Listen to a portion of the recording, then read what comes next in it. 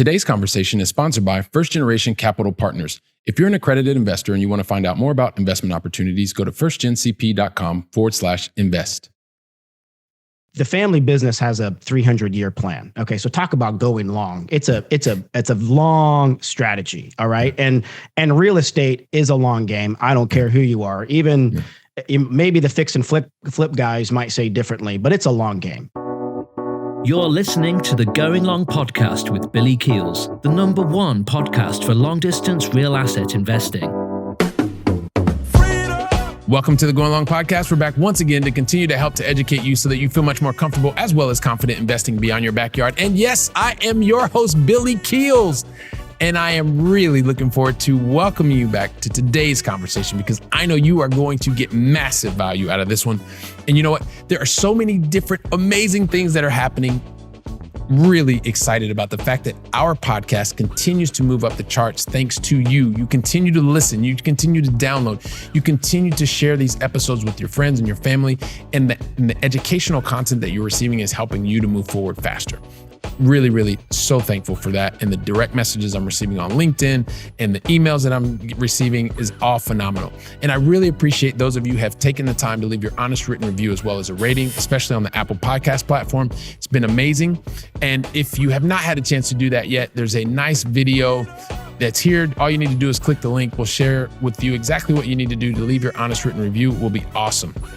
Also, something absolutely new, and we're really, really excited about this today to share with you. If you're looking for any of the previous episodes, this is different, right? Because now you can go to the one location that has absolutely every single podcast from everything from the very beginning. The only thing you need to do is go to firstgencp.com/podcasts. There you will find every single episode from the very one. It doesn't matter if it's on your favorite podcast platform or not. You're going to find the show notes. You're going to find the words that were said, the transcripts, all that stuff at firstgencp.com/podcasts to find every single podcast that we've ever done. Also, and lastly, if you're interested in understanding more about our accredited investor club, send me an email to aiclub@billykeels.com and I will get back to you. You'll find out more about the investment opportunities and connect with some other really cool accredited investors. So with that stated as a background, listen, it's awesome when you have the opportunity to invest beyond your backyard. That's the reason that you're here. That's the reason that you want to continue to be here and share with your friends. You want to be an active long distance investor, a passive long distance investor. And we get to learn from so many different people that have done it in different ways. Today's guest not only is a local location expert, he also has figured out a pattern and principles to be able to replicate this model in other markets.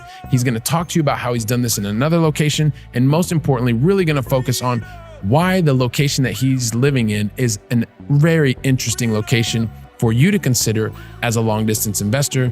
If you're a busy professional and you're looking to invest somewhere else, you're really going to enjoy today's conversation with Bryan Underwood. We're going to get to that conversation just after this. Are you a busy, high-paid professional, someone who's made $200,000 the previous 2 years and also expected to earn $200,000 this year? Or maybe as a couple, you filed jointly and you've earned $300,000 the previous 2 years and also expected to earn $300,000 together this year. Or maybe yourself or as a couple, you have $1 million in net worth, not including your home. Well, if you meet any of those criteria, then the IRS considers you to be someone who is an accredited investor. And so that probably means you're a top producing software sales executive, or maybe you're a highly paid consultant. Maybe you're a lawyer, maybe you're a doctor or a business owner. You may even work for a professional sports franchise. Well, one way or the other, you've done a lot of really hard work to get to where you are. You've done 100% of the work, and nowadays you're continuing to get crushed by taxes. And that means you're only bringing home 50% of the reward. If you're tired of doing this over and over and you're looking for a solution to start to keep more of your money, you can go to firstgencp.com/invest so that you can start to keep more of your money, which means that you can start to have the freedom to choose what you want to do, when you want to do it, with whom you want to do it. So once again, go to firstgencp.com/invest to see how we can start to help you today. Once again, that's firstgencp.com/invest. So you know what? If you want to understand the principles of being a responsible long-distance real estate investor, then guess what? Today's the conversation that you are going to want to listen to until the very last word. You know what?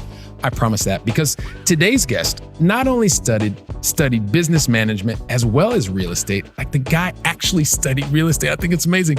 He's held various roles in real estate, including research, corporate development, and you know what? He's also built a specific expertise in the area of self-storage. So I'm sure he's going to tell us a little bit more about that.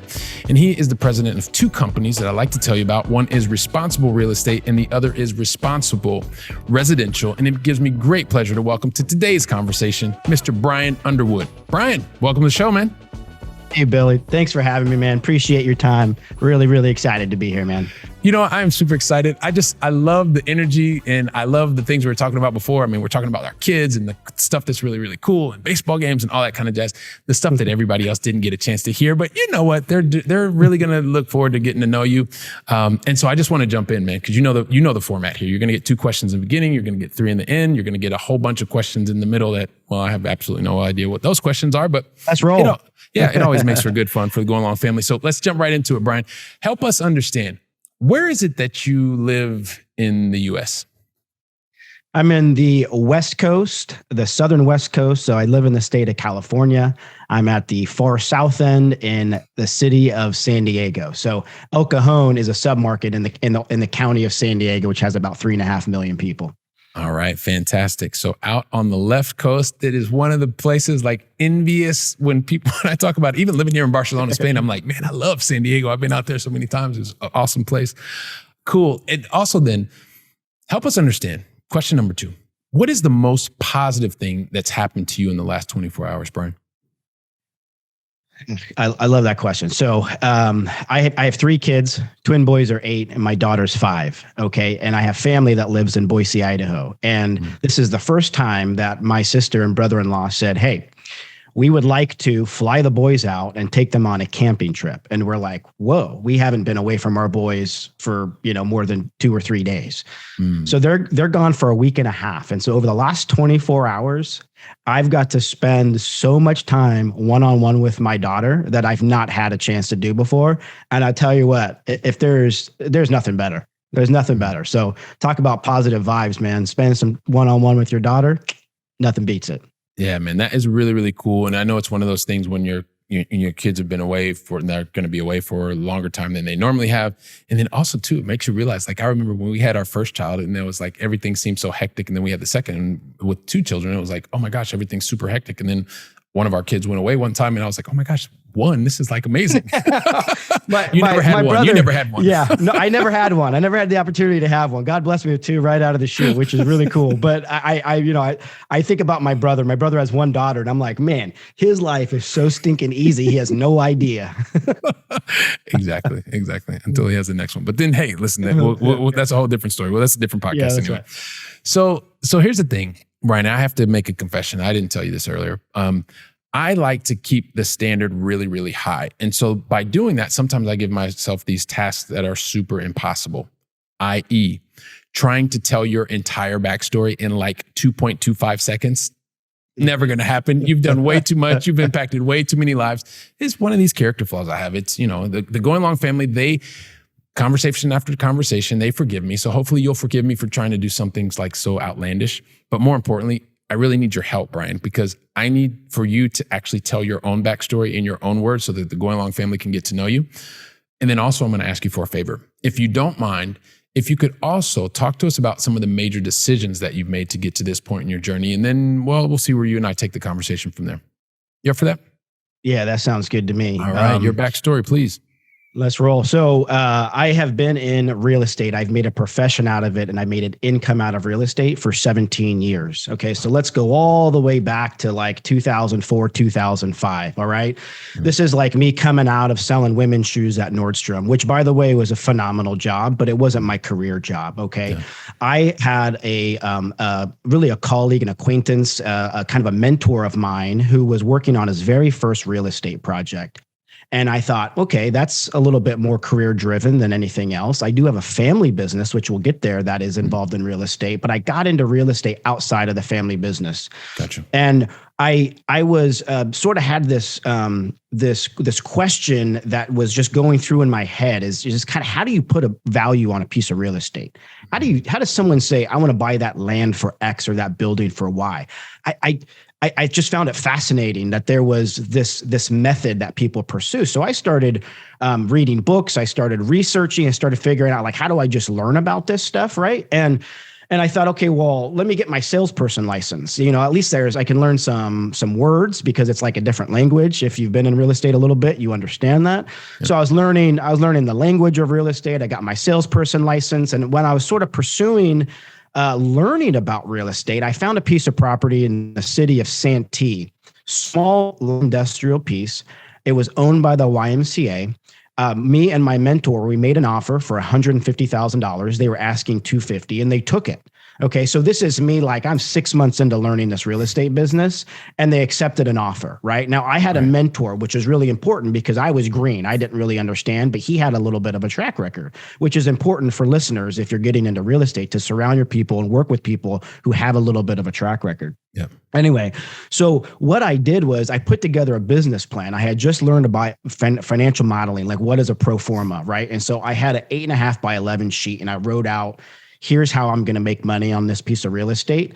The goal there was to actually spec out a light industrial building, 7,500 square feet, build it, put a tenant in there, and sell it and make some money.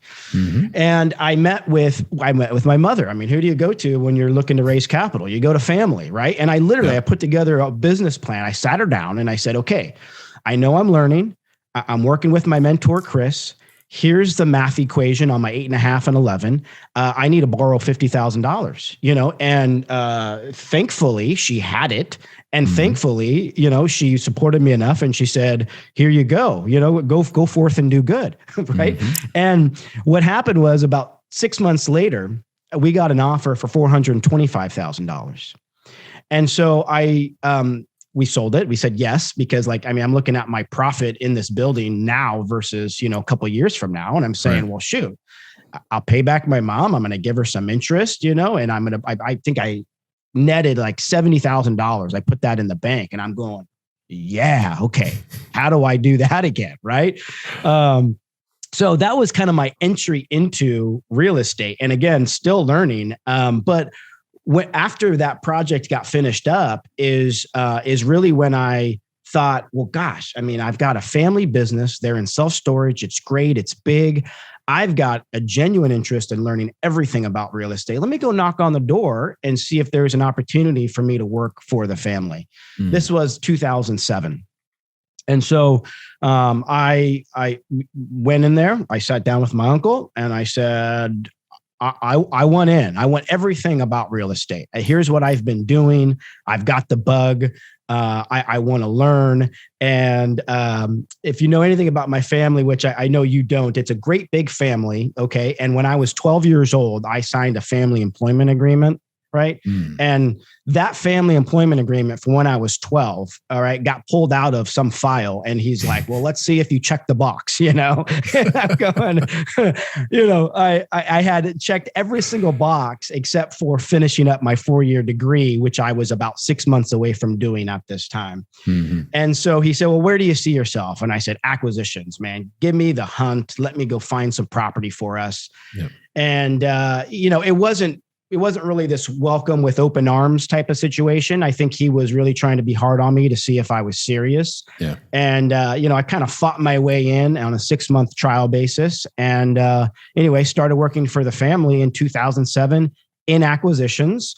And we were solely focused on self-storage development in the state of California.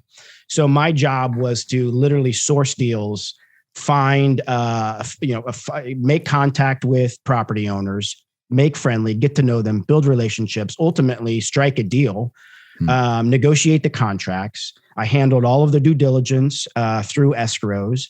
I worked with local municipalities to secure our entitlements for self-storage. And over the 10-year period from 7 to 17, I did 1.5 million square feet of self-storage and deployed $60 million buying land, and it was fun. And that's really, I talk about 10 years of some of the greatest education experience that one could, because while it's a big company, I wore just about every hat, so I touched every bit of the process and just learned a ton. So that's a little bit, and that we can unpack any part of that you'd like to. Well, I'd like to unpack all of it. No, I'm kidding. Okay. We won't have time to unpack all of it, of course. So they just, the Going Long family, they want us to just get to the salient points. No, so there's a bunch of stuff that you just shared with us that is really interesting, right? And when I think about the 10-year span that you had, and you think about, being able to be involved in $60 million worth of, or deploying $60 million worth of capital, there's a lot of things that can go through our minds, right? In terms of things that we want to add. But I guess the thing that comes to mind though, is that you were like, if I understood you correctly, you were surrounded by or had access to real estate in terms of in your family, but you intentionally chose not to go that route, but you knew it was there. And eventually you decided, well, you did want to go deep. So I'm just curious. I'm like super curious about this, right? Yeah. Like, knowing that it was available to you, why did you not move towards real estate in the very beginning? Yeah, it's a great question. So I didn't run the company. I run my company now, and it all starts with who's at the top, who's running it, and how they want that ship to steer, right? And the family, like all of us, I mean, we all make mistakes, and I think the mistake that they made was they discouraged so many of the family members of going into the family business. Gotcha. It wasn't ever at the forefront of your mind, like, oh, there's this business, let me go check it out. It was more, don't come. And hence the employment agreement at 12 years old, right? Yeah. Is like, if you do come, check all these ridiculous boxes, which weren't really ridiculous, but they just discouraged it. So It wasn't anything that I grew up saying, oh, there's this family business that I get to go into. Not at all. Yeah. And so I love the fact that you share that with us, because one of the things you're helping us to understand, Bryan, is everything comes to the context and the moment in time, right? Because there are some people that have the family business that is there, that's the real estate, and they're talking about real estate at the table. And then there's this desire to pull people in the next generation. Bryan is sharing with the entire Going Long family that, once again, that is not always the case. And because that wasn't the case, and he didn't check every single box, he decided to go somewhere else and look outside of the family, the quote unquote, the family business, right? And doing that from 2004 to 2007. Eventually you decided, hey, listen, I want to go back in, I want to get involved. And then you went from there. So then you went through the process, you did your 10 years. And another thing I really would be interested in knowing, because you've spent the majority of your time focusing on a very specific geographic location, near the location where you live, where everybody here on the Going Long podcast, they understand that, hey, listen, this is about feeling comfortable and confident investing beyond your backyard, which it is. Mm-hmm. But even though you have this expertise and you have this solid network that you have spent over a decade developing, plus family and things like that, a little birdie told me that you may also be interested in developing in a new geographic location, which is like music to my ears as well. Tell us why someone who is a local market, local location expert would even ever consider investing beyond their backyard, because that is like super contrarian. The books say the only thing you can do is invest in your backyard, but you've done that and you're looking to expand on that. Why in the world would you do something like so contrarian as invest in another location?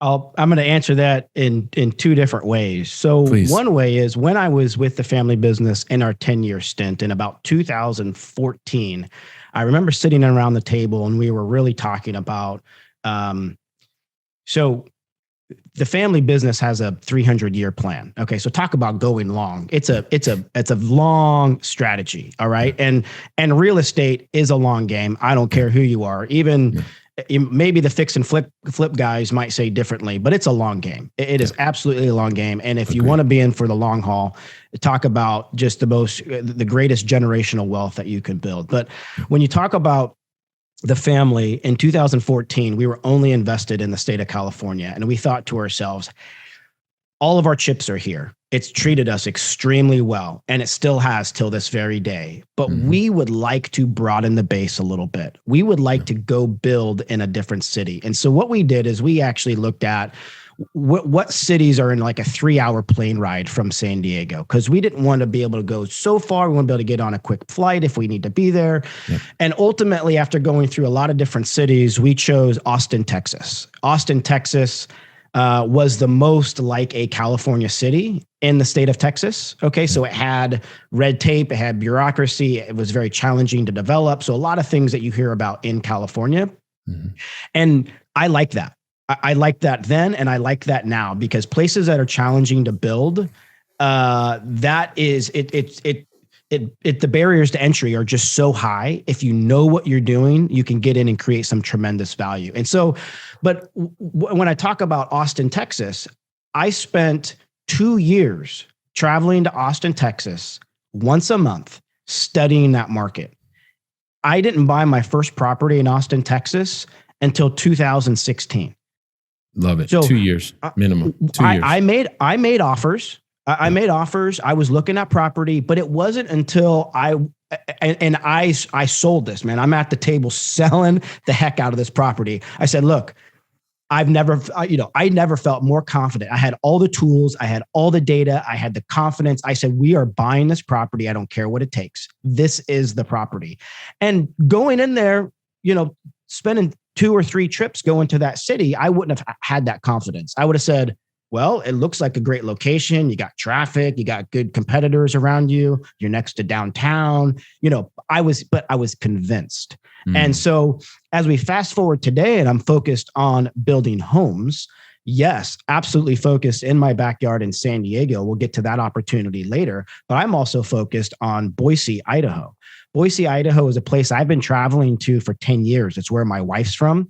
And we've been visiting, and I've been watching this place grow. And now I have even more family there. So I'm in Boise, half dozen times a year. And I always spend 3 or 4 days kind of cultivating my relationships, looking at growth patterns, studying the market. I've been doing that for 3 years. And so we are venturing into that market. So that'll be, like I'm building in San Diego, we would like to build in that market. So there are a couple of things, and a lot of things come down to recognizing patterns, right? So you start from the very beginning, you talk about family, and you talk about the 300-year plan, right? That's very clearly setting out, doing the work, the generational plan, the mindset. Love that. Next, you share with us, which I think hopefully everybody really understood what you just said, because you said that when you go to a location like Austin, Texas, and you found that it was very similar to California in that there was lots of red tape, most people would be like, yuck, don't want to do that, not interested, got to get out of here. You took a very contrarian approach to that, or take a contrarian approach to that, and saying, hang on a second, if there's a lot of red tape, guess what? Then that means most people are not going to do the work. So that means I know that I'm going to do the work, meaning you and your team will do the work to understand the location and create a differential, right? A competitive advantage in that regard, because you know what it takes to go through the red tape and get to the end result. And also, you're now saying you're going to spend the time. So you talked about 2 years there, 3 years there, and you're doing and have replicated a very similar process, and I recognize another pattern that you're doing in another location, right? In Boise, Idaho. So I appreciate you sharing that with us, why you would even consider looking beyond your current location. Really hope you're enjoying today's conversation. And once again, if you're an accredited investor and you are tired of getting crushed by your W-2 taxes, and you're looking for a new way to gain more control over your freedom to choose, go to firstgencp.com/invest. Once again, that's firstgencp.com/invest. Now let's get back to today's conversation. But I do want to come back to San Diego, because this is where you've really spent and built a lot of your network, your expertise, et cetera, et cetera. And look, there are a lot of busy, high-paid professionals that are watching us, that are listening to us, that are constantly looking for new locations. I know some of the reasons that I particularly like San Diego. They may not be really investor-related reasons to like the location, but maybe talk to us to that person who is really wanting to know more about San Diego. They hear you, they like the vibe that you're talking about. what are some of the reasons that people would want to be open to considering a location like San Diego for potential investment opportunities? Right. Yeah. We have built a team. So I have two home building brands. Responsible Residential builds build to rent townhomes and single family homes, and Responsible Urban builds infill multifamily, really, really high dense projects. And so I'll talk a little bit about that. But here's one stat, and this is the tremendous value or opportunity that we have in San Diego. Right now, today, San Diego, we have to build 15,000 units per year to keep up with natural growth. Wow. We haven't built 10,000 units, I don't think, ever. Last year we built 6. This year we'll build 7, and that's some of the most. We can build 108,000 units tomorrow. If 108,000 units came online tomorrow, it would just absorb the pent up demand from the lack of building over the last 15 years. Okay. Mm-hmm. It is an extreme challenge to get product out of the ground in San Diego. And me and my team, collaboratively, we have over 100 years experience, okay, developing product in San Diego. We know we have the best architects and design consultants. We know the process to mitigate risk on the front end. We know the values. We know our competitors. We have the teams to get the product out of the ground. In fact, this team that's come together over the last 24 months has obviously worked in various capacities in San Diego. Michael Dunham being one of them, the last 40 years bringing product out of the ground in San Diego. Jake Schwartz, he's worked for the last 25 years. Me, Sean, and Casey, we're a little bit newer because I came from self-storage on the residential side, but collaboratively, we work very well together. And this is the first time that we have offered our products to the public as investment opportunities. So everyone's worked in different capacities. The first time a team's come together and said, look, we're experts in this market. We know how to bring product out of the ground, and we want to be able to present this opportunity to outside investors. So, and this is really interesting, right? Because you said it's the first time that you want to present opportunities. And so a lot of times people think, well, hang on a second, if you have this company that's doing these things, well, obviously you want to have investors. So maybe talk to us a little bit about that there are companies that really don't even potentially want to open up to provide the opportunity to outside investors. Talk to us about why you decided to go that route once again. Yeah, this goes back to, I joined a mastermind in 2019, and I learned about real estate syndications. And I was laughing at myself because I was enjoying the company and learning from people, and I just enjoy learning new things. I always put myself in sort of a growth situation, and it's usually learning some new things. And I'm learning real estate syndication, and I'm laughing saying, I'll never do this. I'm learning something I'm never going to utilize. Why right? is that? Why is that? That's interesting. Because I at the time, I only knew 2 ways of raising capital. Okay. I knew take the money from your bank account and go build the project. Mm-hmm. Well, if you start out on a new venture and you don't have $10 million sitting in the bank, you got to go find it. Right. Mm-hmm. And typically what I knew was people find that from, they form joint venture opportunities with a family office, or they raise some institutional capital. And it's sort of this programmatic equity that will help you go pursue the deal. When you get to certain stages, we'll fund X, and then you sort of go through the motions. And there's nothing wrong with that. I think that's what most people do in San Diego is team up with very large capital stacks and go build project. Well, when it comes to meaning of work, and I learned about this real estate syndication, and I've seen my own family, and I see other people out there, generational wealth, and you look at it and you say, well, what's behind that? And it's always real estate. And I thought, holy smokes, here's this real estate syndication is an opportunity for Bryan Underwood to use his 17 years in real estate, help other people who have a day job, they have a savings account, they don't know what to do with it, park their cash in hard assets like real estate that I know every 7 to 10 years double in value. And as long as they hang on to them, they pay you forever. And there's just nothing better than that.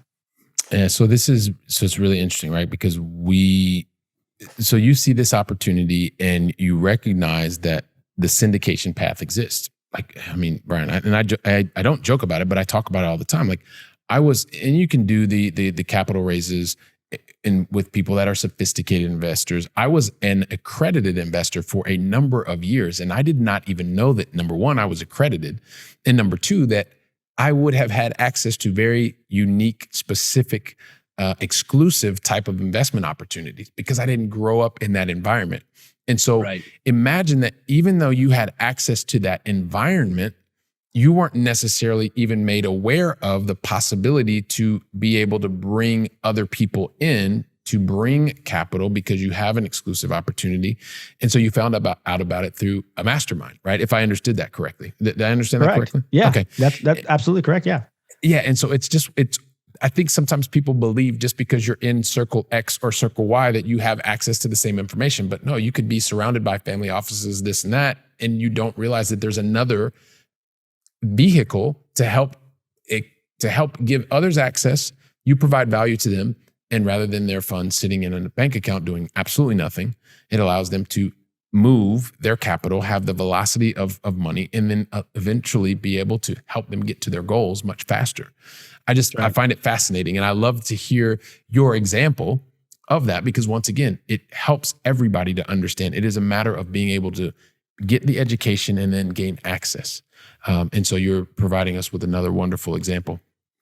Well, one other thing that I do want to talk about as well. So you've talked about this whole concept of team and being able to build your team and doing that well. It sounded like some of the people were around you from the beginning, but maybe others that you've brought on board. Talk to us about your experience and what it really takes to not only identify, but be able to bring together a high-performing team. Yeah, that's a really great question. So I'm always, this is something that just will remain to be true, which there's not many things in life that stay that way. But I'm on a mission to do business with good people, period. Okay. And that's that's an investor, that is the team that we're building. It doesn't matter, it's the general contractor, the subcon.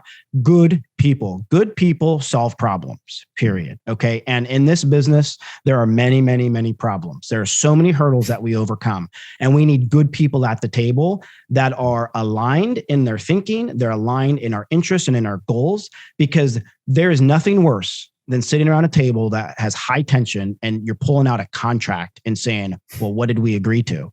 That is a lose, lose, lose situation. So I want people invested in our deals. I want good people sitting around a table, rolling up their sleeves, problem solving. Okay. And, you don't find a high performing a team overnight. Our team that we built happened organically. Okay. This was Bryan Underwood leaving his family business, which I had ultimate security with very little potential, for unlimited risk, but unlimited potential. Okay. So this was 17 transitioning, like paychecks gone. Where am I going to make money? And I put on my broker hat and I decided to, I landed a couple land opportunities, literally residential development opportunities. And that's how I got exposed to the opportunity in residential development.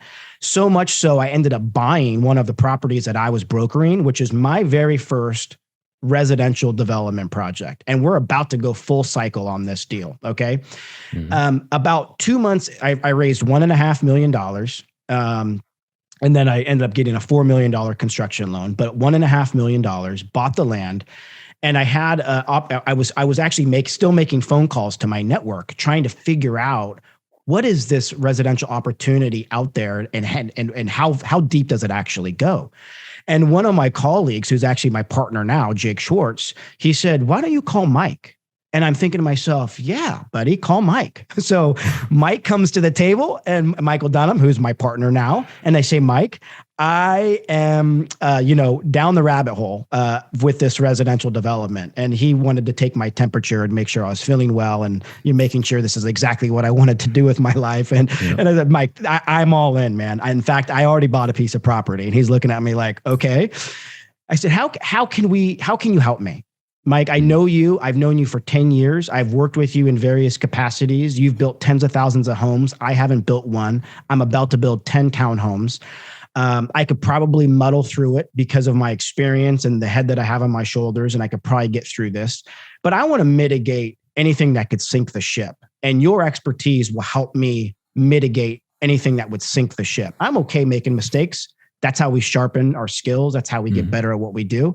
But I don't even know what risks to mitigate. I don't know what's going to be flying at me. And so we created a deal, and Mike started helping me out as a development manager on that project in Santee.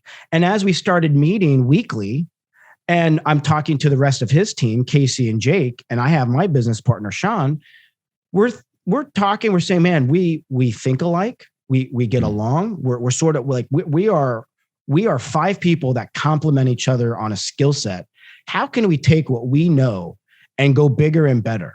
Because Mike, you already build high rises in downtown San Diego. You've built 10 of them, right? You've built tens of thousands of homes in your career. We have all the pieces to come together and do something big. And so we did.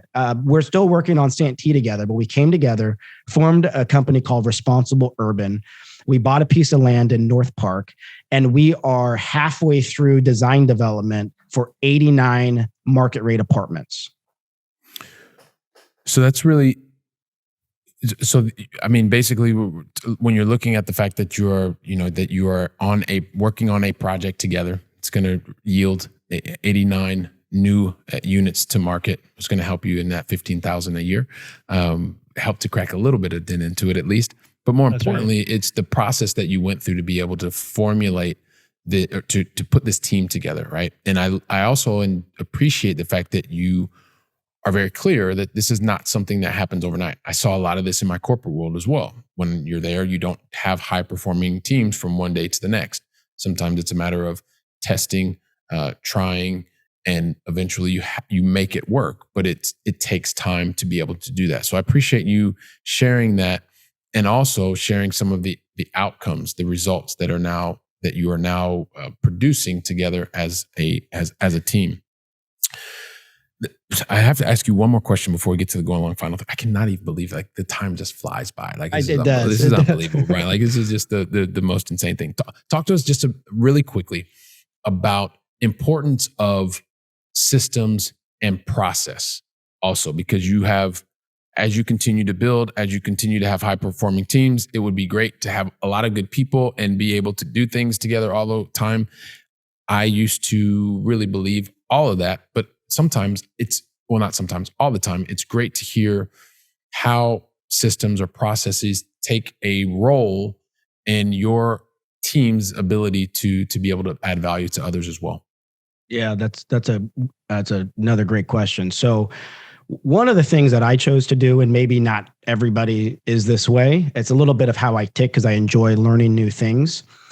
On my very first project, which we'll call the Santee Townhomes, I decided to not outsource a lot. I decided to literally, and I still am to this day, wear every single hat. Okay. So when it's time to, create SDG&E accounts, for our 10 townhomes, who's doing it, right? Mm-hmm. When it's time to review our contractors' pay request, who's going line item by line item, I'm doing it. Sorry, one thing I just want to make sure, SDG&E, just so we don't leave anybody behind. When you say SDG&E, help people know what you're talking Thank you. About. San Diego Gas and Electric. That's our local power company. Thank you. Okay. When it's time to request a loan draw from our construction lender, who's putting together the package, right? I mean, so when I'm talking about the systems, I'm in the weeds and creating those systems internally because I have to do it, right? I'm physically doing it.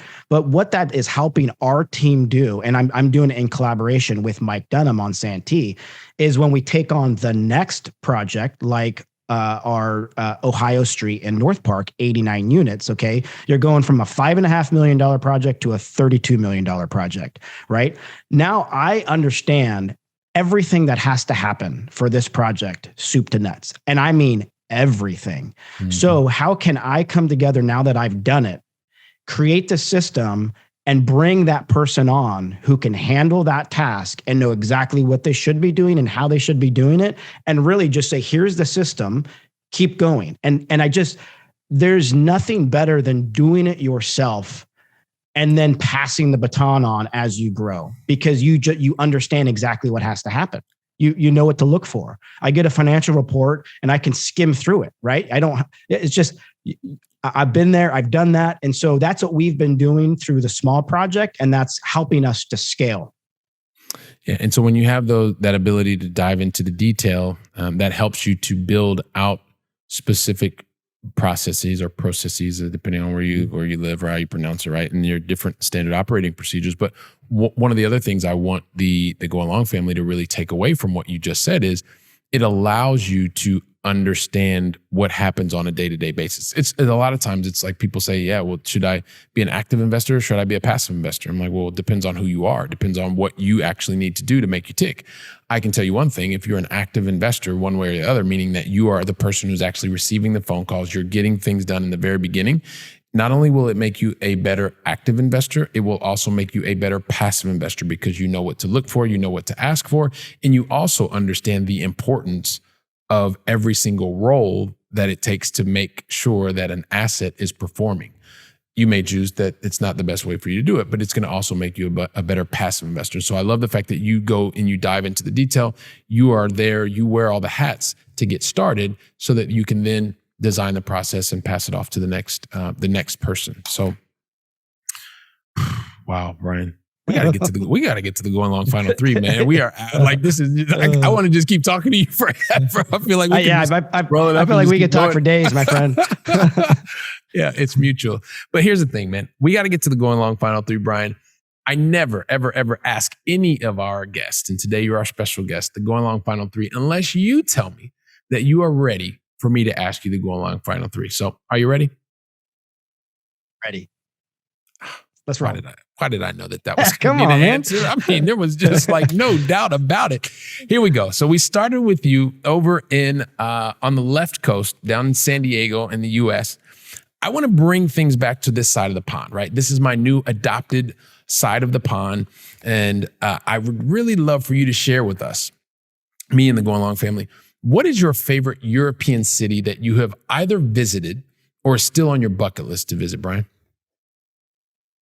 I have not done much in Europe. I visited Ireland. I visited London because my brother was in a band and I went on tour with him. This was a different life ago. Cool. But what's on my bucket list is there's a lot of them, right? Because I've only been to a handful of stuff. But I'm going to choose Rome, and I'm going to choose Rome because I went to grad school and got a master's in real estate 2009 and 10 from the University of San Diego.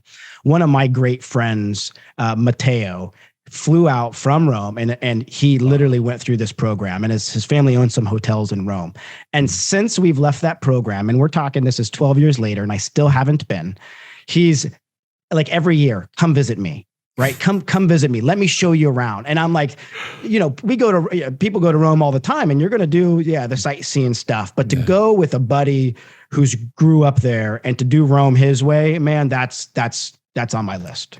So Bryan, Rome is on the list. We're going to include it in the show notes. And listen, man, definitely take your friend up on the offer because going to Rome with a local is awesome. It's really, really awesome. So that's cool. So question number two.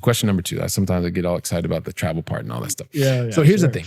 Also, recognizing that I'm very, very fortunate, man. This actually is inspired by a lot of the exposure that I've had to really, really successful people. And just from this conversation, I can tell, and I consider you to be a part of that group of very successful people, given all the lives that you've impacted and things like that. But one of the things that I've recognized, and I'm sure that you will agree with me, Bryan, is like one of the things that sets really successful people apart from everybody else is when they have a plan, they, unlike most people, put this great plan together. And then when they put the plan together, they execute it, they make no mistakes, which then allows them to actually go faster and get more. Did I say that? Sorry about that. Good. No, don't worry. It's just a joke, Bryan. It's a joke. It's all good. I could tell he's like, wait a minute, Billy, what did you say? What? Oh, you had me, man. I was going. Now, here's the thing. Of course, they don't do things perfectly the first time, or probably the second time, or even the 10th time. The thing is with really successful people, and the first part was a joke. Of course, it doesn't happen. Like the reality with really successful people, Bryan, is they make more mistakes than most people, probably 20 to 50 times more mistakes than everybody else. But the thing that does happen, the first part was a joke. This is definitely not a joke, is whenever there is a relevant mistake or learning opportunity or whatever failure event, whatever you want to call it, when things don't work as they were supposed to, every single time that there is a relevant one of those things that happens, successful people stop. They learn from that mistake, and then they put different strategies, tactics, and actions in place to minimize the probability of that exact same thing happening again. So I don't necessarily want you to think about the mistake or the learning opportunity. What I really love for you to do is share what is the one lesson that you took away from that failure event, that mistake, that learning opportunity that you know that the Going Long family needs to hear today. What's that one thing? This is very generic, but it really is. Oftentimes we have a gut feeling about something, and trust it. Okay, Trust your gut. I can I expand a little bit on that? Please, go right ahead. Okay, so when I was putting together my first deal, I was reading a AIA contract that we use here to engage with a general contractor. And this happens every day all across the world. AIA, when you say AIA, help us understand. What is that? Yeah, well, you're testing me. We just call them AIA contracts. Well, just talk about what they do. You don't have to necessarily say it's a form, okay, that is a standard form, and you've seen standard form contracts from brokers. This is a standard form in like the construction industry to engage with a general contractor. Gotcha. And there's various ways to do this. But here's me, okay, because I didn't do this in my past life in self-storage. This now Bryan Underwood, he's writing the biggest checks he's ever written in his entire life. He's the one signing. He's the one personal guaranteeing, right? So as I'm going through every line item in this contract, I'm scratching my head going, this doesn't make sense to me. How does this work?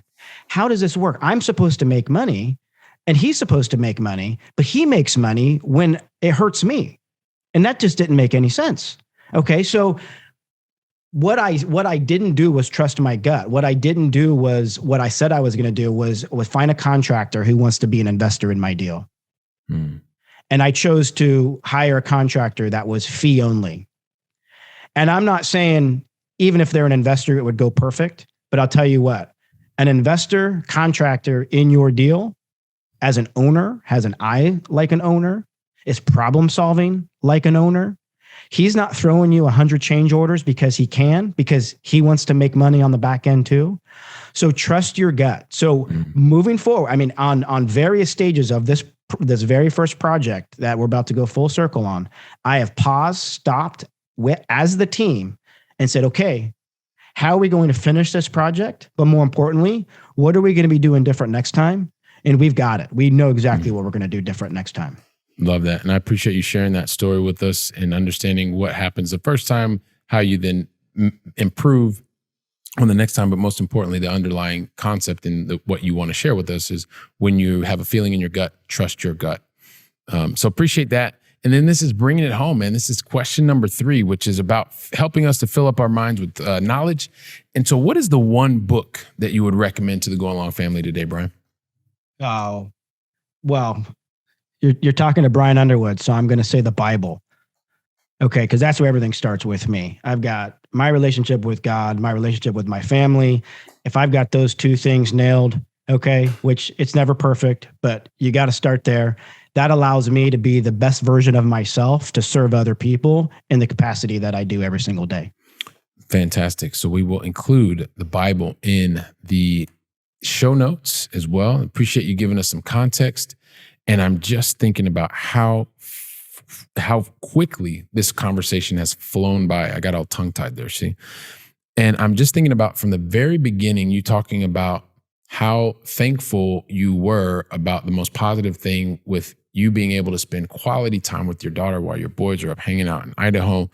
from there, you start to share with us the, being a shoe salesman in Nordstrom and doing that through 2004. Then from there, you really decided that things were going to change. You decided that, hey, listen, really wanted to get into the real estate space, which you've been exposed to, but weren't really involved in. When you were 12, you did your employment and you maybe missed one or two of the checks, but that's okay because it all came around full circle eventually.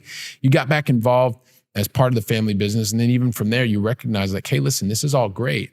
There are also some other things that you want to be able to do. And so you've been able to take all of those experiences, take that 10-year stint where you were deploying $60 million worth of capital, building amazing relationships locally, taking that process, being able to take that process, replicate it in other cities like when you were looking, and were places with a high red tape, with lots of red tape, like Austin, Texas. Then you come back and then you decide, hey, listen, there's another place where we've got family that's going there, place that you like to go 6-7 times a year, like in Idaho. And so replicating that same model, and at the same time keeping the home base in San Diego very strong, very tight, and continuing to add value not only to the residents who are now moving into the locations that you are building, developing, improving, but also providing an opportunity to investors to be there alongside of you. And so I know, Bryan, that there are so many people that are like, oh my gosh, this dude is just doing so many amazing positive things. And he talks about hanging out with good people. How can we find out more about what Bryan's doing, about what his team is doing? And you know what? They all want to know. So please let us know, Bryan. What's the best way to find out more about you, to get in touch with you so that the Going Long family can connect with you? Thank you, Billy. Yeah, you can find me, connect with me at investwithbryan.com, investwithbryan.com, and that's Bryan with a Y. Cool. And I'll just make sure that it's investwithbryan, BRYAN.com. So that's correct. All right. Perfect, man. Listen, Bryan, I want to thank you very much from the bottom of my heart, man, for investing your time with me and the entire Going Long family. Been really, really awesome conversation. Thank you so much. Thank you, Billy. Thanks for having me. I appreciate it and enjoyed the time. All right. Perfect. If you give me like 10, 15 seconds, I just want to say a couple last words to the Going Long family. Everybody, listen, check it out. Bryan just left so much knowledge, shared real life experiences, talked about the way he was influenced, the way that he also chose his own path, continued to build relationships, continues to build and add value in local communities, as well as looking beyond and providing access to others. So to investment opportunities. Listen, take today's conversation, share it with your friends, with your family, and then sit down. Make sure you just listen to it again and talk about the concepts that Bryan talked about today. It's going to help you move forward faster. It's going to help some of these ideas also become more concrete. And while you're doing that, I'll be here preparing for the very next conversation. So until then, go out and make it a great day. And thank you very much. Once again, today's conversation was sponsored by First Generation Capital Partners. If you want to find out more, go to firstgencp.com/invest.